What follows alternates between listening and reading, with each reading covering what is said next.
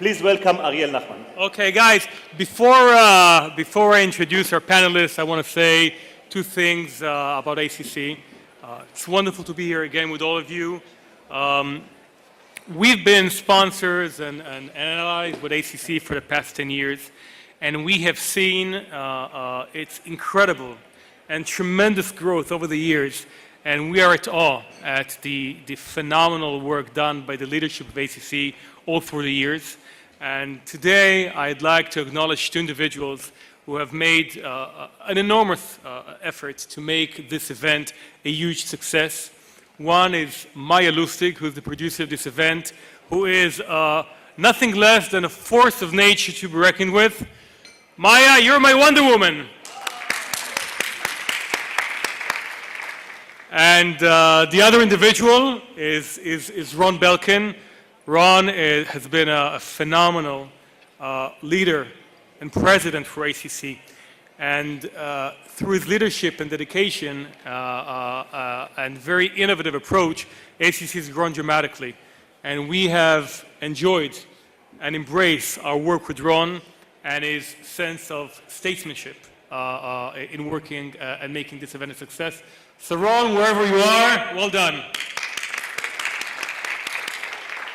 Okay, now let me tell you something about our speakers, because we're going to have a very, very exciting panel.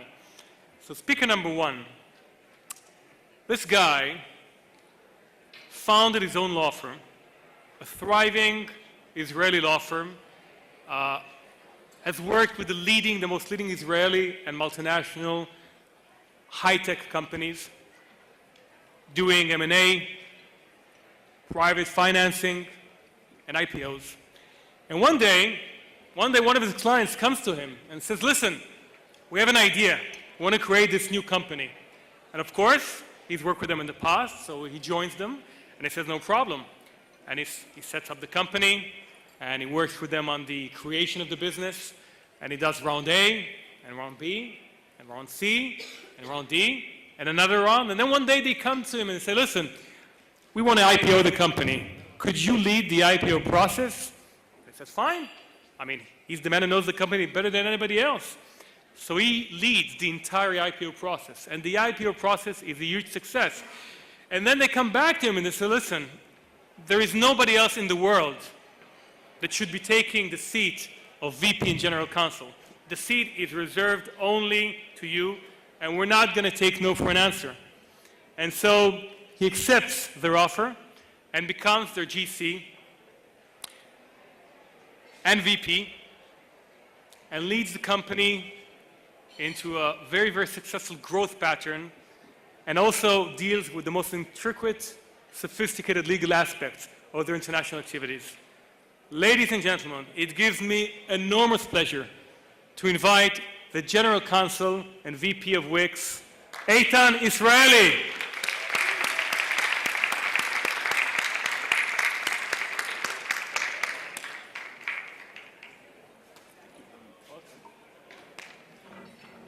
Our next speaker actually is making today his debut appearance in Israel.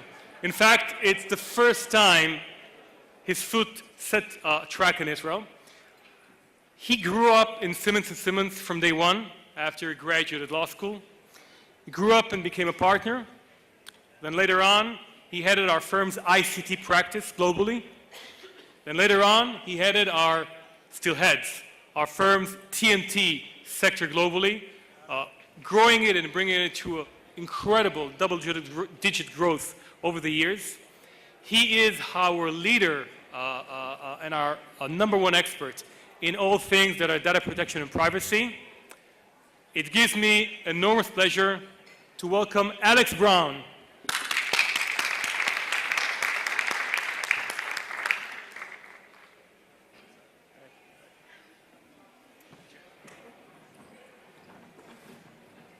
Okay, so I'm going to move to the sofa now. It's a bit more comfortable. Guys, let's talk a little bit about data protection and privacy. Maybe start with the first question, which concerns the ever-changing landscape in terms of legislation, regulation. There are big changes in the air, And I think the audience would like to know a bit about what lies ahead, but also how you see companies, our clients, a company like Wix actually facing these changes. Alex, why don't you start? Well, firstly, thank you very much for welcoming me here. It's a real pleasure to be here. So I'm going to talk about what's happening in Europe, because there are really seismic changes happening in terms of data protection compliance in Europe.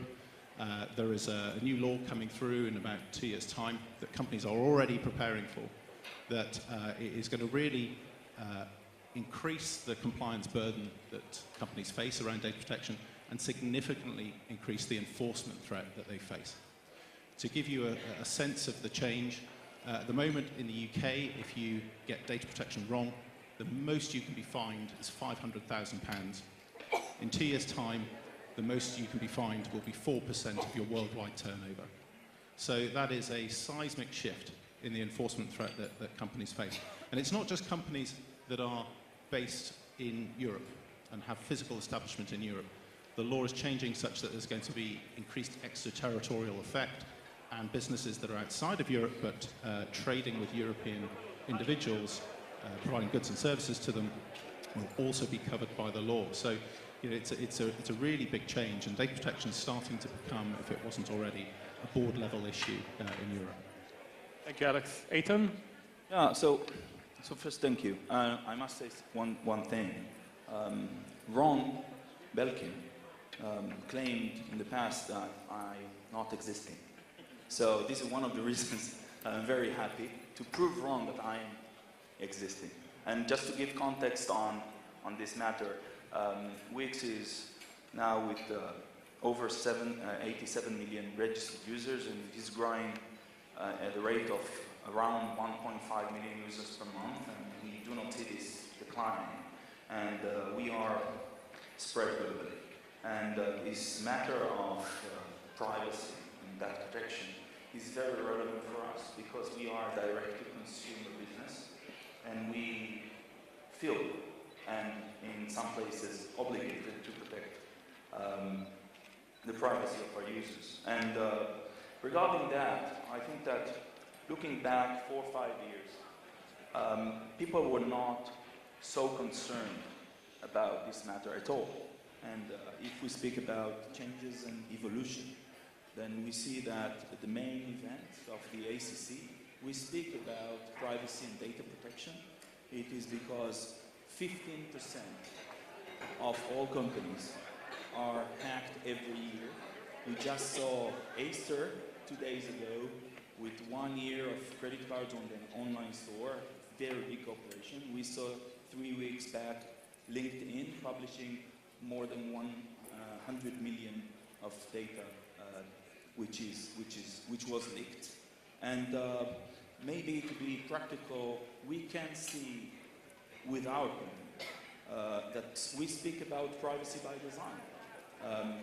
We speak about it with our product teams, what we collect, for what purpose, from whom, did we get consent, where it is stored, who get access to it, and when we delete it. So all this cycle of data, this is today our day-to-day issue, and this is not only relevant to online companies like us, it is relevant to the entire industry, retailers, whoever is collecting data on users, on customers, should deal with that. Thank you, Eitan. Guys, transfer of data internationally is a big issue. It's a very big topic. And we've seen some of the European courts invalidating some of the safe harbor clauses, and that is a cause for huge concern. Alex, maybe you can tell us a bit about how you see international transfer of data being regulated going forward, and a bit again about what companies and GCs should be doing to tackle that. Yeah, absolutely. It's probably one of the most common areas that we get asked to advise on, actually. And that is because the rules in Europe, which, to summarize, are that you can only transfer personal data outside of Europe if it's going to somewhere where it has adequate protection. Now, the fortunate thing is, for you guys, is that Israel is deemed to have adequate protection by the EU, so that's great. Transfers from Europe to Israel are therefore easy. But most of the world isn't in that status. Now, this rule, which was created in the early 1990s, probably seemed like a good idea in the early 1990s. It doesn't seem like such a good idea in 2016 when we have vast amounts of data flows around the world and companies are operating across borders. And in fact, in the view of the UK Data Protection Authority, they've publicly said, you know, this rule really doesn't make sense anymore. But unfortunately, we're stuck with it, and the European lawmakers are preserving it in the new law. Now, you mentioned the recent European Court decisions where the European Court has invalidated a mechanism that approved transfers of data to the US, because, of course, that's a really important data flow between Europe and the US. And that resulted from a case brought by an Austrian guy called Max Schrems. Now, the way that we can still make those transfers compliant is through using approved data transfer agreements. It's a very common mechanism to make data transfer from Europe to other countries compliant, and it's fairly easy. The thing that's coming down the pipe, which is somewhat worrying, is that Max Schrems has taken up a second case, which will no doubt make its way to the European courts, where he is seeking to invalidate the use of data transfer agreements as well. Now, if that happens, I think Europe's just going to have to rethink the rule, frankly, because we will have no sensible mechanism to make the transfers compliant. Thanks, Alex. So, international flow of data. This is day-to-day, as I said, matter for us and so many companies working globally. We can see the trend started with Russia, that since September 15, every company working in Russia must store the information about their customers in Russia. This forced us to establish data centers in Russia as well. We see this trend, and I think that this trend will continue, where governments all of a sudden became aware that users of a certain company, that they're their citizens, their data is stored in other jurisdictions, which gives an advantage to legal enforcement agencies, advantage as to the access to this data, and they want the same. So we saw that we saw this in Russia. We just heard 2 weeks back that PayPal will close its operations in Turkey because the Turkish government insisted that PayPal will hold local data centers in Turkey in order for them to get the required banking license, so they will shut down their operation there. When we check the possibility to work in China, we take into account that our data centers will have to be located in China because this is the regulations in China. We saw this in Brazil, and that the drafts of the legislation in Brazil included data residency clauses, but at the end it was excluded. And if I can look forward, companies, technology companies and retailers must take into account that they will have to take into consideration data residency in the future. Thank you, Eitan. Guys, you know, today, cyber attacks and data breaches is a matter of day-to-day. Companies are attacked on a daily basis, and it's become a very damaging event for many, many companies. Eitan, maybe you can tell us a bit about how you guys are first of all, preparing preemptively to face these kind of attacks, and then later on, what do you do responsibly once the attacks have occurred? Oh yeah, so this is a question, how much the General Counsel should be involved in the data security issues, and how and where the GC can mostly be productive. And I thought, and this is what we do at WIGS, that the legal department's role will be focusing on preparation for the day after. Because we have security teams working on prevention, and legal teams can only help there in documenting. But taking this forward, the security teams are not equipped with dealing with the response plan. And when I say response plan, just in 4 main bullets, a backbone and a response plan. First, GC should ask the question, can the security and IT teams provide the information what exactly happened? And we see in the GDPR, we have 72 hours to understand. And you must believe me, I have no commissions from security companies here or elsewhere, but this is a great business for them. The second is to understand legal obligations across the globe, where the notification obligations are triggered. And then we move to 2 more aspects. The third aspect is the crisis management. We hired already engaged crisis management team. Hopefully we will not use them, but we use them for doing simulations. It is exciting and it pumps your heart rate to understand and be in such a simulation. With realizing that you need to gain the trust of your customers and what will be the message. So the messaging and communication. And the fourth point is the operational side of the response. If you have a call center, it is your call center will probably crush, so what you do there. Then your credit protection, monitoring, and identity theft repair, which I know I throw out so many things, but you know, I have 2 minutes. The other 2 bullets I will mention is cyber insurance. It is not necessarily covered by our own errors and omissions.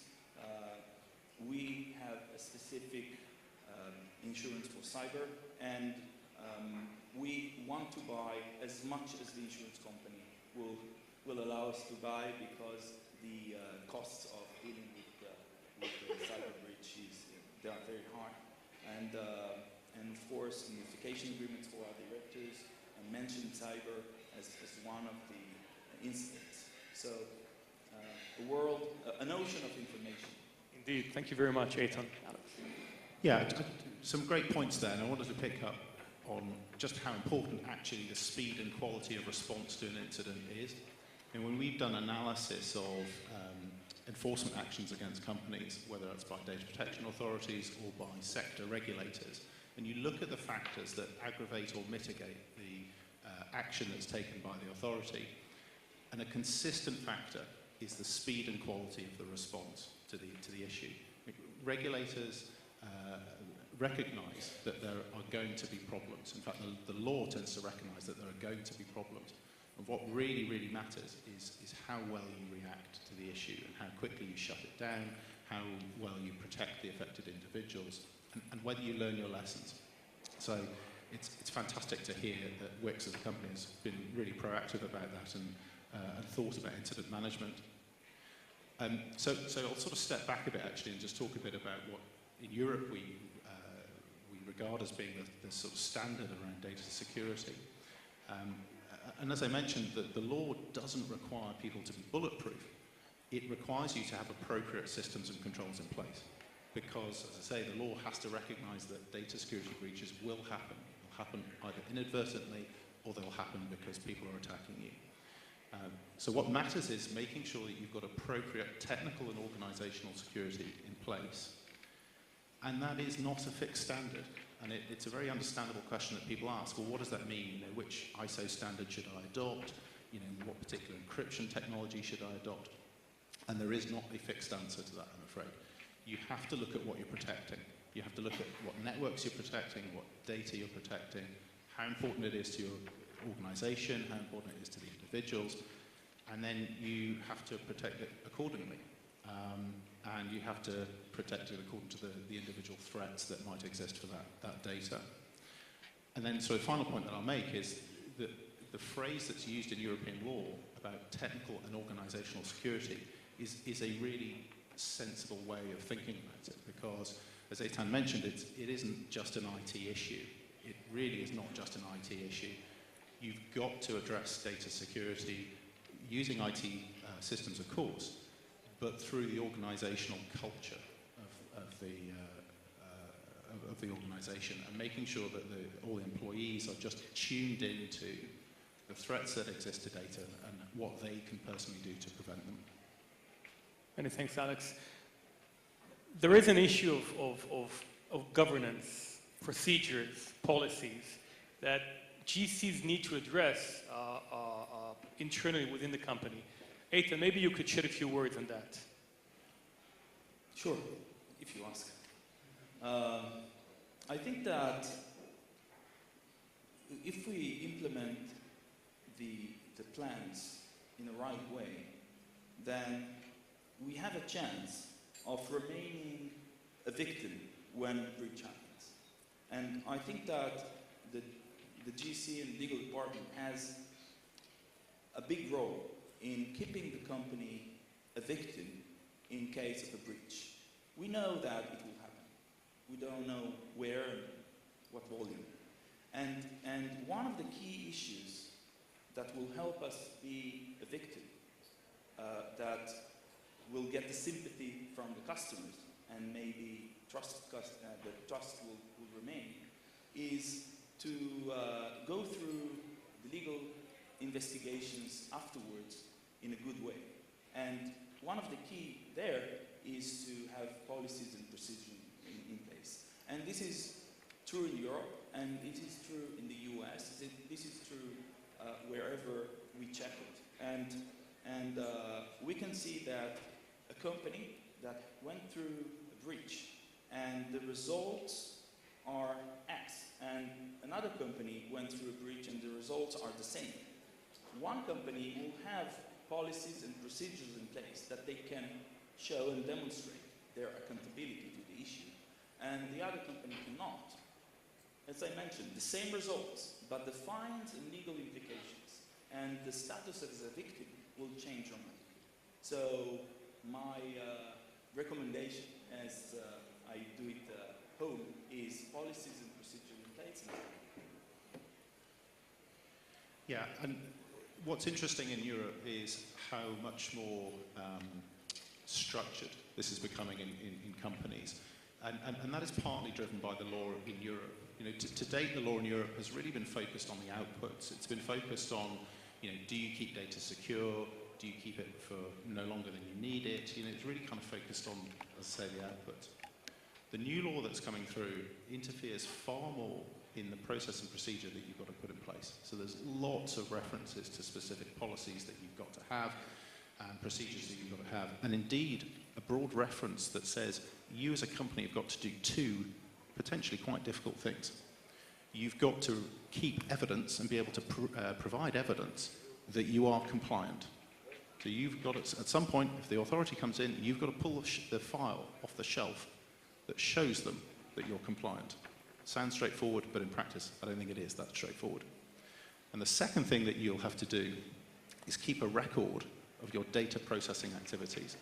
Now again, it sounds straightforward, but in any big organization, that is a potentially huge exercise. So there's a lot more paperwork, I think, being generated about this, more process. You know, we're certainly seeing companies in Europe, but also outside of Europe, adopting these sort of more formal governance structures. At this point, I'll just give a quick plug to some of the materials that we've given you. If you picked up one of our USB sticks, you'll have it on there. We've written a white paper called the Privacy Framework, which describes our house view on how companies should go about structuring that sort of compliance framework. And one of the things that we describe in there, which I think is helpful, I hope it's helpful, is what we think that red file should be, what we think the toolkit, what should be in the toolkit. So in terms of policies, procedures, and structures within the organization. So I hope people find that helpful. Just one more note about this. I think it is important to mention that there is one scenario in which it is better not to have policies. And it is worse to have policies and not act in accordance with the policies. So it is easy to write it, but our job is to write it in a manner that we can implement. And And this is a tip that we are always work in accordance with.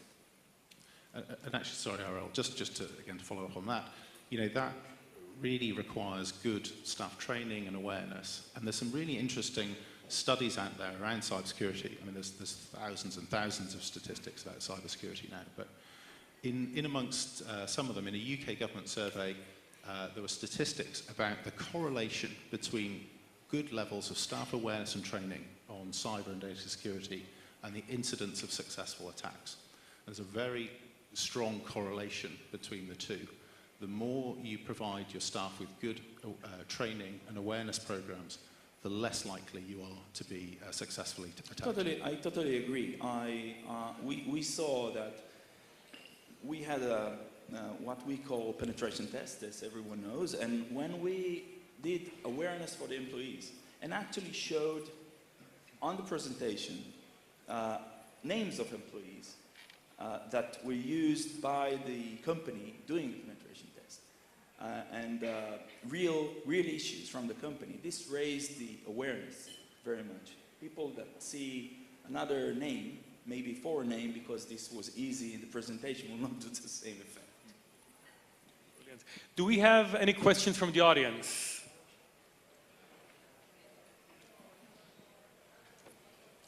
Yes, we do. Please. Can you either step up or would you like my mic? So, ACC did a CLO, General Counsel, cybersecurity survey. The report's out there, it's available to all of us as members. There's a big fee for it. But you get the executive summary, which is, I think, going to get you a long way to where you need to go if you have to make a business case, right, for more cyber protection for your company. My question for you, and really, it's Eitan. You said earlier there's 15% of the companies are hacked every year, right? Do you think that it's a higher percentage of those that have a sort of pervasive threat and not just a hack? Or how did you define hack? I think the percentage is higher than that for those that are being smart people. So if I understand the question correctly, what percentage of companies go through an attempt? So I think that, if I can guess, 100%. Every company is going through some sort of an attempt. It can be internal attempt, it can be external attempt. Just yesterday, I think, it was published that a Czech citizen working in T-Mobile in Czechoslovakia was arrested when trying to sell 1.5 million account registries of users of T-Mobile in Czechoslovakia. So it can be internal, it can be external. I think it is, if I'm wrong, then it is 99.9%. Yeah, I think the world is divided with companies that are either being hacked or those that don't know they're being hacked. I mean, I think there's nothing in the middle. And I think one of the really challenging things about cybersecurity is that the threats come from a lot of different angles. You know, there's the important staff threat, and the staff in your organization represent probably the single biggest threat to your data security and network security.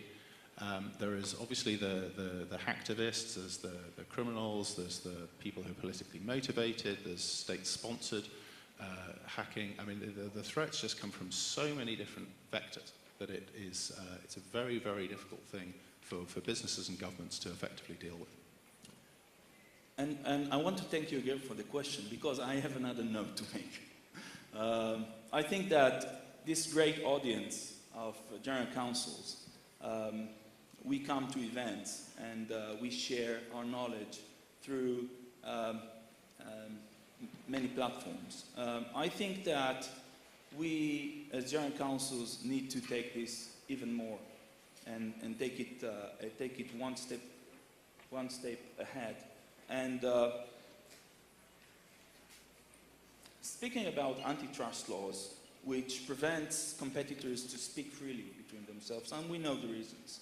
And when we speak about 100% of companies with the attempts and 15% of companies actually being hacked, and it is obvious that competitors need to speak with each other in order to share knowledge, what they've gone through and how do they protect against it.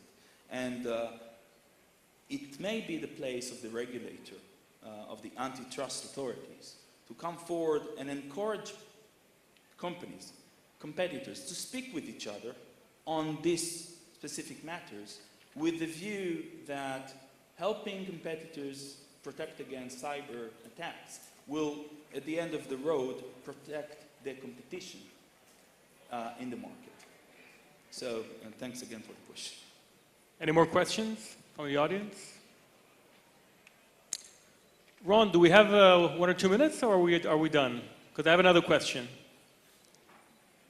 Are we done?